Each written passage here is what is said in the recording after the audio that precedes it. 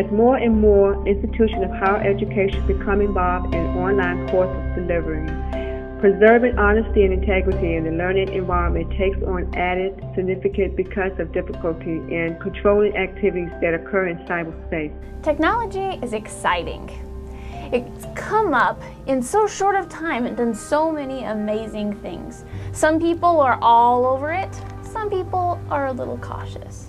Regardless, it has affected and changed the whole world. Education is one area that some have delved in and taken advantage of great new resources, while others stand cautiously and watch.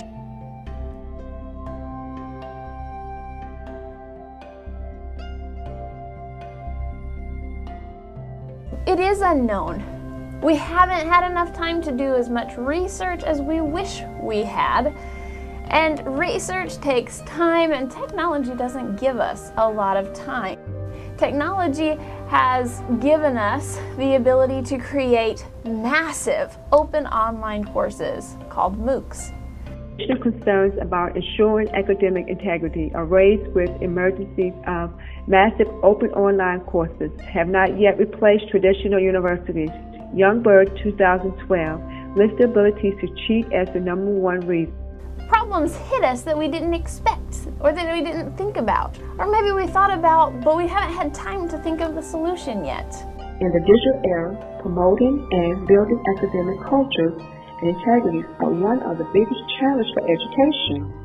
This generation has trumped new forms of academic dishonesty, behavior, and practice by using the new type of technology. Do we know that the person on the other side of the screen is really the person who signed up for this class? How do you know if your student doesn't have the book open, even if you told them not to? How do you know that a group of students aren't sitting there together, or maybe on the phone with each other?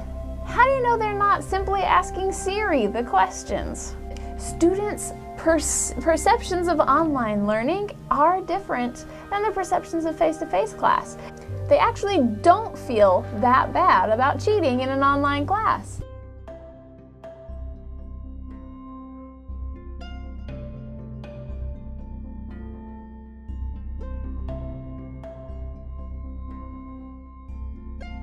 So what can be done to prevent cheating, to prevent plagiarism, to know that the student is really performing with integrity in your course? There are several software programs that can detect plagiarism and others that can enable the instructor to scramble test questions, randomize assignments, and otherwise put obstacles in the way for students tempted to cheat. Well, some simple techniques, such as using a pool of questions in which the test draws only a few and gives each student basically a different test, is certainly one way that many teachers use to prevent cheating. Of course, teachers can also use a time limit so that students don't have enough time to look up the questions.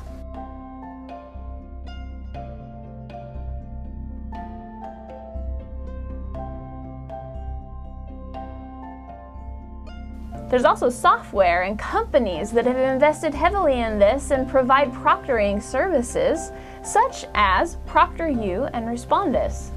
The basic intent of e-learning is a good, moral, attempting to provide the greatest good to the greatest number of people. An ethical task.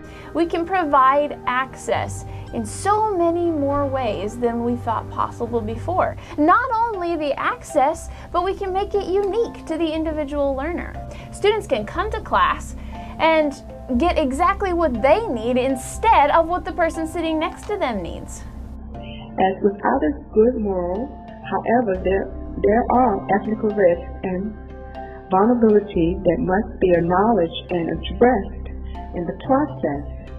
As e-learning becoming more widespread, so the investigation and the discussions of ethical implications must become more systematic and pervasive.